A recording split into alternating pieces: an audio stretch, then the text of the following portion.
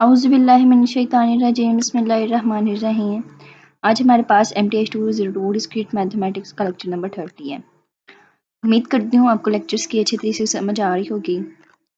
अगर आपको लेक्चर्स की समझ आ रही है तो प्लीज़ चैनल को लाइक कर दें और सब्सक्राइब भी कर दें ताकि आने वाली वीडियोज़ आपको मिल सके, और फ्रेंड्स के साथ शेयर भी कर दें ताकि उनकी भी हेल्प हो सके, क्योंकि आपको यहाँ से कंप्लीट सीरीज़ मिलेंगी MTH 202 की। लेक्चर नंबर 30 हो गया है और पीछे हमने कोई लेक्चर नहीं छोड़ा, ठीक है। तो इंशाल्लाह आगे आने वाले लेक्चर 15 लेक्चर्स भी जो रह गए हैं फाइनल टर्म के वो भी कंप्लीट करेंगे।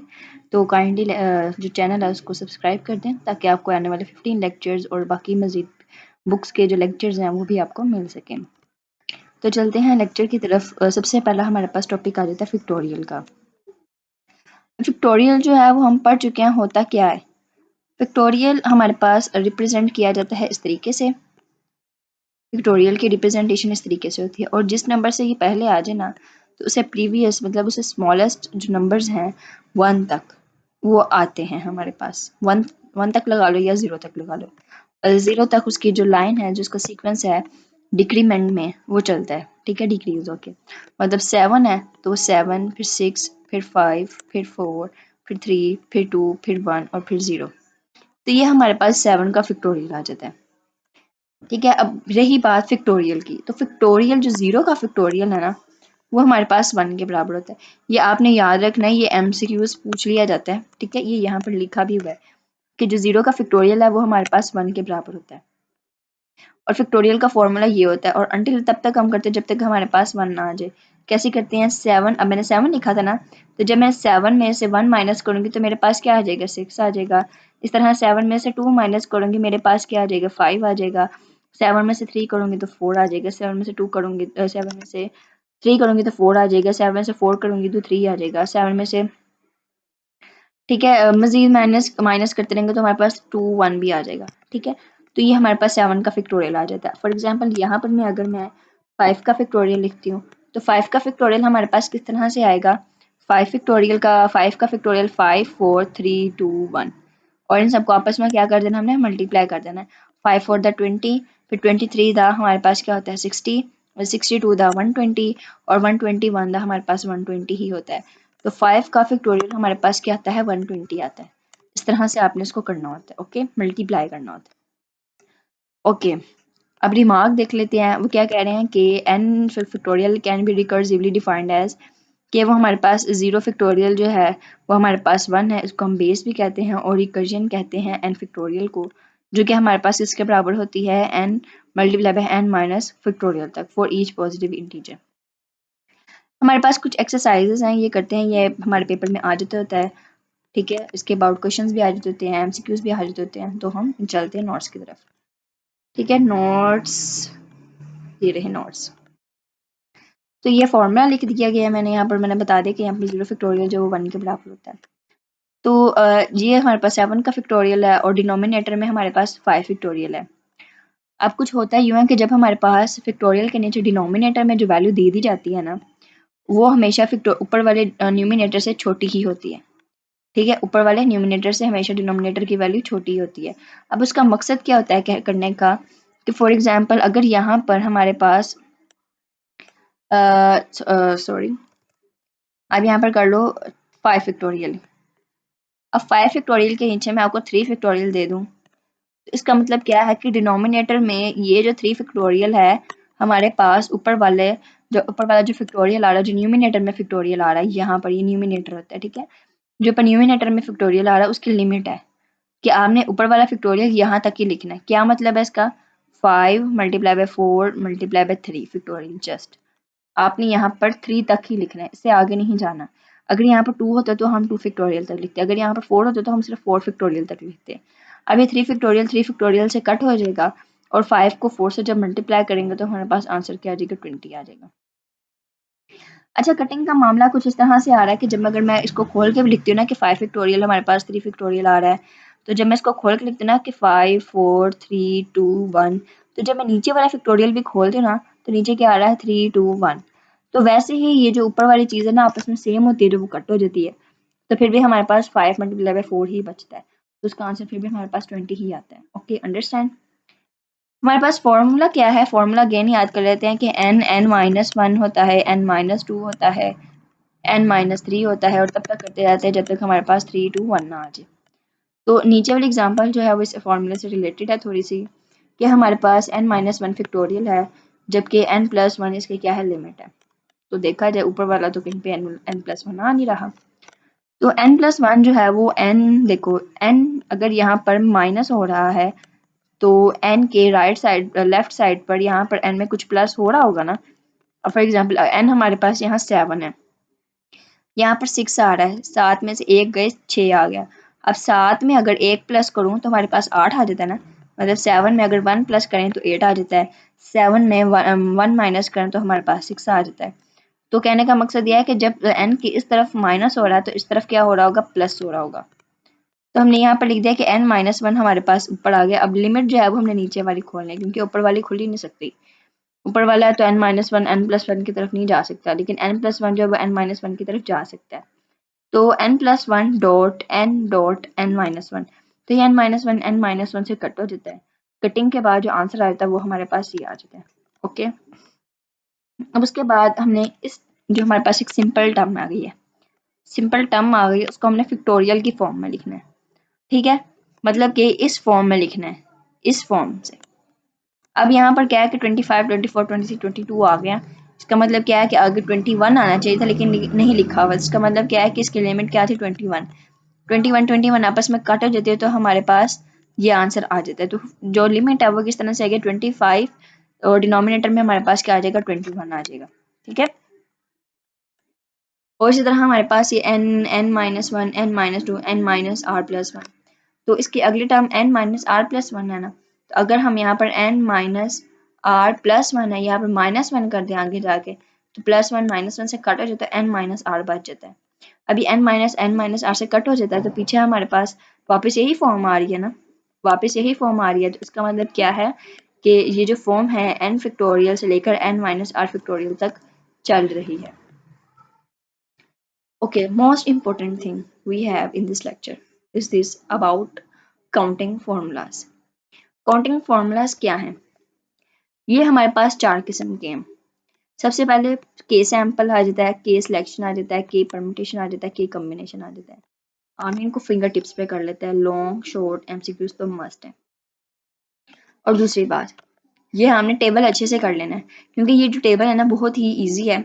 आपने टेबल में लिखना है एक जगह ऑर्डर मैटर कर रहा है और दूसरी जगह लिखना आपने ऑर्डर मैटर नहीं कर रहा, और फिर आपने इधर वर्टिकल वे में आ जाना और यहाँ पर लिख देना है कि जो हमारे पास रिपीटिशन है वो अलाउ हो रही है और यहाँ पर रिपीटिशन जो है वो अलाउ नहीं हो रही। ओके, इस तरह से हमने टेबल क्रिएट कर लेना है। पहले बॉक्स में आ जाएगा के सैंपल, दूसरे में आ जाएगा के सिलेक्शन, तीसरे में आ जाएगा के परमुटेशन और चौथे में आ जाएगा के कम्बिनेशन।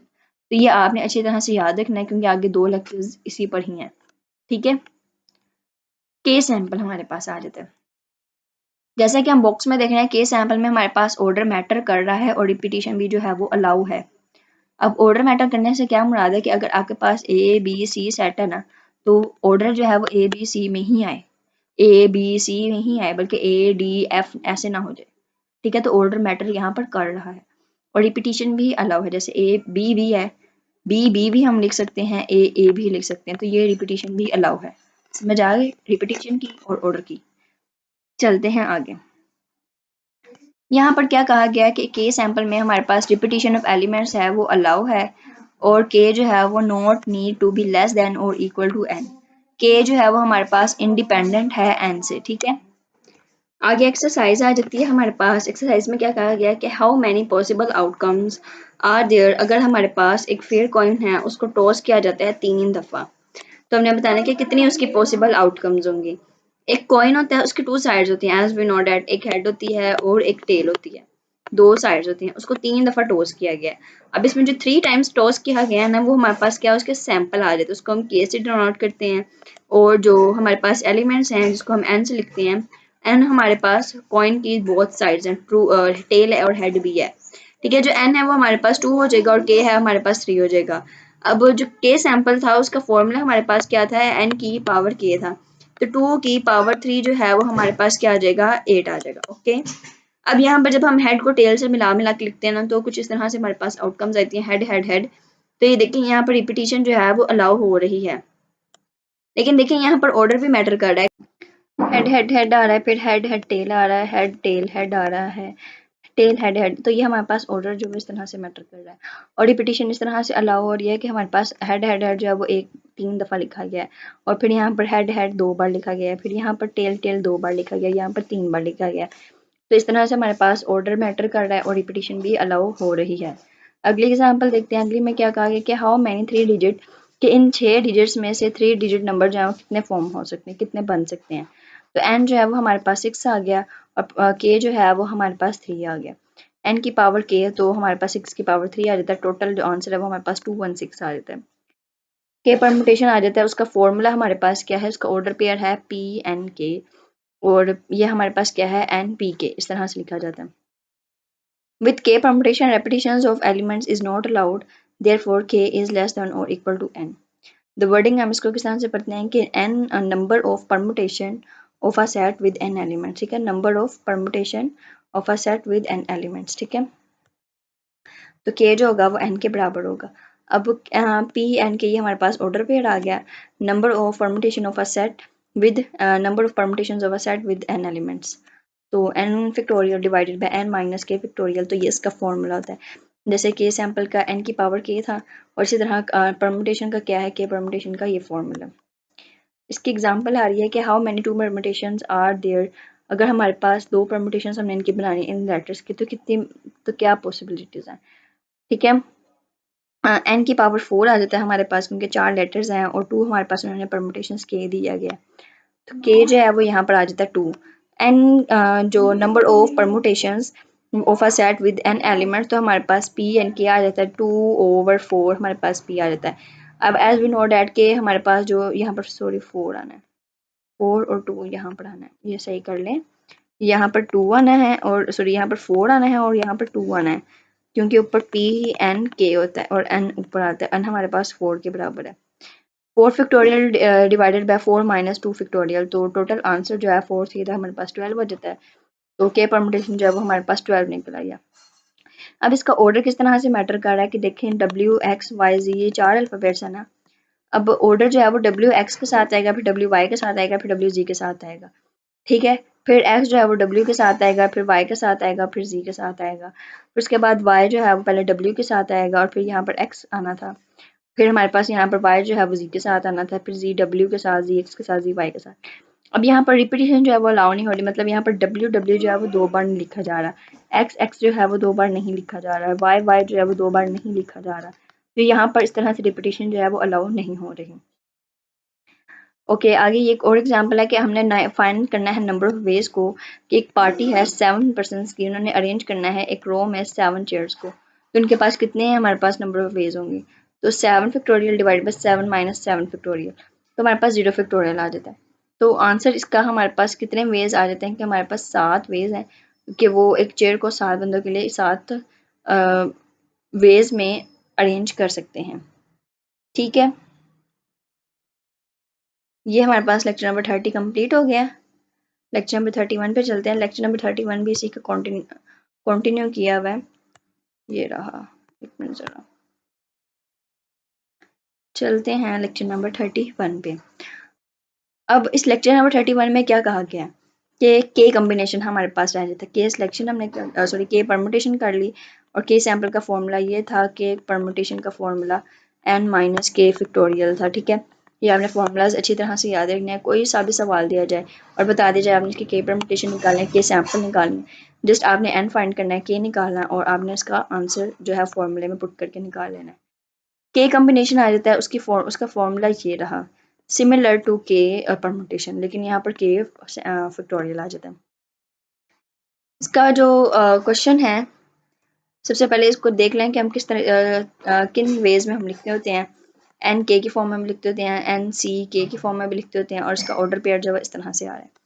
अब हमने कंप्यूट करना है, सी जो है वो 9 है और 6 है। अब 9 क्या हमारे पास n है और 6 क्या हमारे पास k है। अब n फैक्टोरियल में हमारे पास 9 आ जाता है और n माइनस 6 हमारे पास क्या आ जाता है, 3 आ जाता है, और फिर हमारे पास 6 फैक्टोरियल आ जाता है। जब कटिंग होगी तो हमारे पास टोटल आंसर जो है वो 84 आ जाएगा। फिर उसके बाद हमारे पास ये रिमार्क्स आ जाते हैं, टोटल फार्मूलाज हैं, लाइक किसी सवाल में पूछे जाते हैं, जस्ट MCQs में आ जाएंगे। तो एक बार इसको भी देख लेते हैं कि CN अगर हमारे पास K की जगह 0 हो जाएगा तो आंसर हमारे पास 1 आएगा, और अगर हमारे पास NN हो जाएगा तो हमारे पास कम्बिनेशन में आंसर 1 आ जाएगा। इसी तरह कम्बिनेशन में अगर K 1 हो जाएगा तो आंसर जो होगा वो N आएगा, जो N होगा। ठीक है, बाकी यही तीन, इस तरह से ज़्यादातर ये पूछे नहीं जाते फॉर्मूला और जो कम्बिनेशन का फॉर्मूला और जो इसका जो सोल्यूशन है वही याद रखा जाए। उसी के अबाउट पेपर में क्वेश्चन जो है वो लॉन्ग शॉर्ट या MCQs आ जाते होते हैं।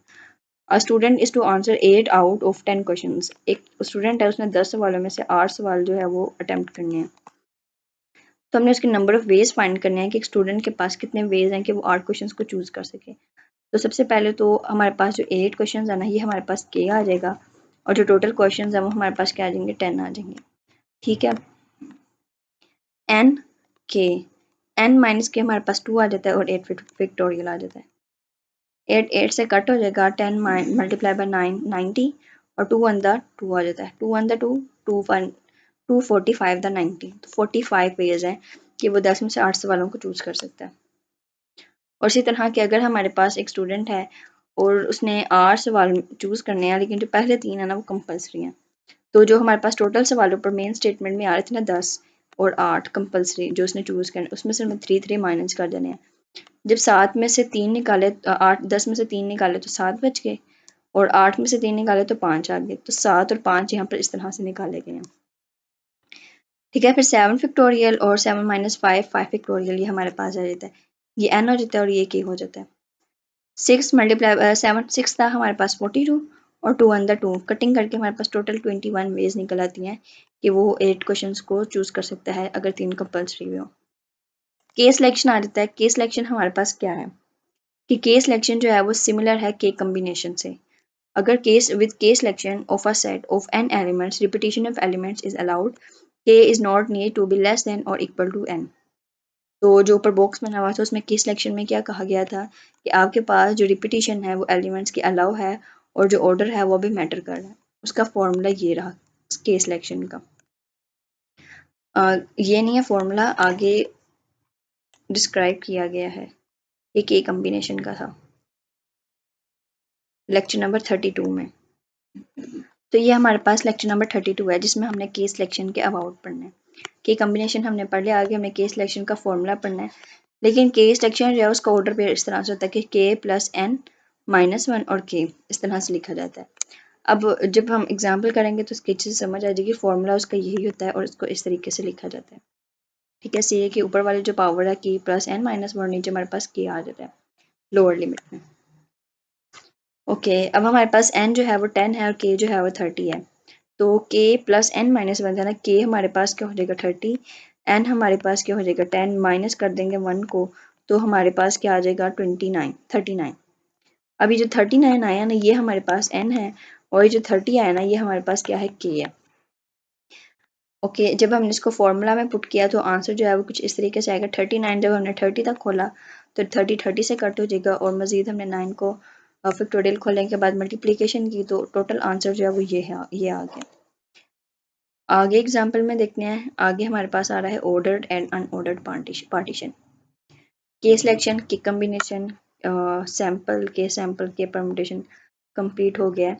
के जो हमारे पास ऑर्डर पेयर का यहाँ पर जो काउंटिंग फार्मूलाज थे आपने अच्छी तरह से याद रखने हैं कि के सिलेक्शन में हमारे पास क्या हो रहा है, के कम्बिनेशन में क्या हो रहा है, और जो के परमुटेशन है उसमें क्या हो रहा है। ये फार्मूलाज अच्छी तरह से याद रखने क्योंकि यही पेपर में ज़्यादातर पूछे जाते हैं, इसमें से तो लॉन्ग पक्का आते होते हैं। तो के सिलेक्शन जो है उसका ऑर्डर पेयर कुछ इस तरह से लिखा जाता है और उसको एन और के जो है वो यहाँ के अकॉर्डिंग ही लिए जाते हैं। बाकी सबका तो सिंपल है, लेकिन के सिलेक्शन जो है वो सबसे डिफरेंट है। ओके, उसके बाद हमारे पास अनऑर्डर्ड और ऑर्डर्ड पार्टीशन आ जाते हैं। ऑर्डर्ड पार्टीशन का मतलब क्या है कि एक पार्टीशन की गई है, मतलब पार्ट बनाए गए हैं, हिस्से बनाए गए हैं, लेकिन एक ऑर्डर्ड में बनाए गए हैं। और अनऑर्डर्ड पार्टीशन का मतलब क्या है कि एक सेट को पार्ट में डिवाइड किया गया लेकिन अनऑर्डर्ड मतलब तरतीब नहीं दिया गया। जैसे कि एक एग्जांपल है यहाँ पर, एस जो है हमारे पास एक सेट है। अब इस सेट को जब हमने इसके ऑर्डर्ड वाइज पार्ट्स बनाए हैं तो कुछ इस तरह से बने P1 पार्टीशन 1 1 2 3 4 5 6 7, मतलब ये एक ऑर्डर आ रहा है ना 1 2 फिर 3 फिर 4 फिर 5 6 7। तो ये एक ऑर्डर चलता आ रहा है, फिर आगे होता है 7 आ जाता है, फिर 8 आ जाता है। तो ये ऑर्डर चल रहा है, तो ये हमारे पास क्या होगी, ऑर्डर्ड पार्टीशन होती है। The partition is ordered if the order of the cell in the list count, कि अगर जो हमारे पास order of the cell count किए जाएं लिस्ट में, जैसे कि 1 2 जो है वो काउंट किया जा रहा है, मतलब एक तरतीब में काउंट किया जा रहा है, वैल्यूज़ भी हमारे पास आगे पीछे नहीं है, जैसे ऊपर सेट में दी गई हैं वैसे ही पार्टीशन में दी जा रही हैं। अब नीचे देखते हैं, जो पार्टीशन 2 है ये हमारे पास अनऑर्डर्ड किस तरह से है कि हमारे पास 6 7 आ रहा है, फिर 3 4 5 आ रहा है, फिर 1 2 आ रहा है, मतलब ये एक तरतीब नहीं दी गई, आगे पीछे हैं, तो ये हमारे पास क्या हो जाती है, अनऑर्डर्ड पार्टीशन हो जाती है। Unordered partition of a finite set, हमारे पास फाइनाइट सेट है एस, इसका ये कलेक्शन है एक डिसजॉइंट सबसेट्स की, ये हमारे पास क्या है, इसके डिसजॉइंट सबसेट्स हैं, ठीक है, डिसजॉइंट सबसेट की कलेक्शन है ऑफ एस कॉल्ड सेल्स, इनको हम क्या कहते हैं, ये इनको हम सेल्स कहते हैं, जिसका हम यूनियन लेते हैं तो एस के बराबर आता है, ठीक है। अगर हम इसका यूनियन लें तो हमारे पास एस वापस आ जाना, और ये हमारे पास एक लिस्ट जो है वो काउंट होती है ऑर्डर्ड में। उसके बाद हमारे पास रिमार्क आ जाते हैं, to find the number of unordered partition we have to count the ordered partition and then divided by suitable number of erase to erase the order in partition. ये जस्ट रिमार्क था order partition और unorder partition के about. Exercise आ जाती है, if the number of m ways 9 toys can be divide among 4 children, अगर हमारे पास जो यंगेस्ट चिल्ड्रन है वो 3 टॉयज ले रहा है और बाकी सबको 2 टॉयज मिल रहे हैं, तो हमारे पास कितने नंबर ऑफ वेज बनेंगे कि 9 जो टॉयज हैं वो 4 बच्चों में डिवाइड हो पाए। तो जो सबसे बड़ा था उसको 3 मिल रहे थे, बाकी 3 बच गए, उन सबको 2 2 मिल रहे थे, मतलब पहले बच्चे को 2, फिर तीसरा, फिर चौथा, ठीक है। तो इस तरह से हमने तरतीब दे दी 3 2 2 2। तो इसको हम किस तरह से लिखेंगे, टोटल हमारे पास कितने टॉयज थे, 9 टॉयज थे और 4 चिल्ड्रन थे, तो 3 2 2 2 2 फैक्टोरियल, अब एक 2 फैक्टोरियल इस 2 फैक्टोरियल से कट हो जाता है, बाकी जब हम इनको खोलेंगे ना तो ये 3 2 फैक्टोरियल आ जाएगा, ठीक है, इस तरह से 3 2 2। अब जब हमने 3 को खोला ना तो 3 2 आ जाएगा, फिर इसको मल्टीप्लाई करेंगे 2 फैक्टोरियल के साथ आ जाएगा, और फिर जब इसको मल्टीप्लाई करेंगे तो ये हमारे पास 6 आ जाता है, फिर 2 आ जाता है और फिर 2 आ जाता है, तो 6 टू द 12 और 12 टू द हमारे पास क्या होता है 24। तो यहाँ पर हमारे पास क्या आ गया 24, और इन सबको जब आपस में मल्टीप्लाई किया तो 6 0 4 80 आ जाता है। टोटल आंसर जो है वो कटिंग करके हमारे पास 2 5 20 आ जाता है। इसके अबाउट आगे एक चीज़ दी गई है कि इसको हम क्या कहते हैं, मल्टीमोनियल कोफिशिएंट कहते हैं, जिसके डिनोमिनेटर में हमारे पास 1 और एक या एक से ज़्यादा हमारे पास फैक्टोरियल आ जाए, उसको हम मल्टीमोनियल कोफिशिएंट कहते हैं, 1 और more than 1, n1 factorial n2 factorial so on nk factorial. तो इस तरह का जब हमारे पास फ्रैक्शन में आ जाते हैं, हम फ्रैक्शन में फैक्टोरियल आ जाते हैं, उसको हम मल्टीमोलियन कोफिशिएंट भी कहते हैं, उसको इस तरह से भी लिखा जाता है, n नीचे हमारे पास n1 n2 और सो ऑन nk, इस फॉर्म में भी लिखा जाता है। अब इसकी एग्जांपल आ जाती है कि जैसे कि बेंजीन है, यहाँ पर इसकी जो हमारे पास दी गई है, यहाँ पर एक्सप्लेनेशन बेंजीन वाले की, ये देखो कि find the number of distinct permutation हमने निकाले हैं कि जो डिफरेंट जो एक जैसे वर्ड्स हैं ना उनके about, that can be form using the letter word benzene. तो बेंजीन में जो एक जैसे वर्ड्स हैं वो ई आ रहा है और एक हमारे पास एन आ रहा है, ई जो है वो 3 टाइम्स है और जो एन है वो हमारे पास 2 टाइम्स है, तो हम इसको किस तरह से लिखेंगे, टोटल वर्ड 7 है, 3 टाइम्स हमारे पास ई आ रहा है और 2 टाइम्स जो है वो हमारे पास एन आ रहा है, तो जब हमने इसको खोला तो हमारे पास 420 आ गया। इसी तरह वो कह रहे हैं कि हाउ मैनी डिफरेंट सिग्नल्स, अगर हमारे पास एक सिग्नल है, ये signal consisting of 6 flag hung in a vertical line can be formed 4 identical red flags और 2 identical blue flags, कि मतलब हमारे पास 6 फ्लैग्स हैं जो कि लटके हुए हैं, जो 3 हैं वो रेड फ्लैग्स, 4 हैं जो 4 रेड फ्लैग्स को आइडेंटिफाई कर रहे हैं और जो 2 हैं वो ब्लू फ्लैग्स को आइडेंटिफाई कर रहे हैं। तो इसकी हमने क्या निकालनी है, नंबर ऑफ वेज निकालने हैं, मतलब डिफरेंट सिग्नल्स निकालने हैं। तो हमारे पास टोटल जो है वो फ्लैग हमारे पास 6 हैं, हमारे पास 4 रेड फ्लैग का आ जाएगा और 2 ब्लू फ्लैग का आ जाएगा। जब हमने इसकी परमुटेशन को किया सॉल्व तो हमारे पास पिक्टोरियल को, तो ये हमारे पास 15 टोटल आ जाते हैं वर्ड्स, सॉरी हमारे पास डिफरेंट सिग्नल्स आ जाते हैं। तो ये हमारे पास यहाँ पर भी लेक्चर नंबर जो 32 है वो कंप्लीट हो जाता है। 30, 31 और 32 हमने कंप्लीट कर लिया, जिसमें जो सबसे इम्पोर्टेंट चीज़ थी वो हमारे पास ये टेबल था। और इस टेबल में मौजूद 4 रूल्स, सैम्पल के, सिलेक्शन के, परमुटेशन के, कम्बिनेशन। तो यही चीज़ बहुत ही ज़्यादा इंपॉर्टेंट है जो लॉन्ग, शॉर्ट और एमसीक्यूज़ में पूछे जाते हैं फाइनल टर्म में। इंशाल्लाह मिलते हैं अगले लेक्चर में। दुआ में याद रखिएगा। अल्लाह हाफिज़।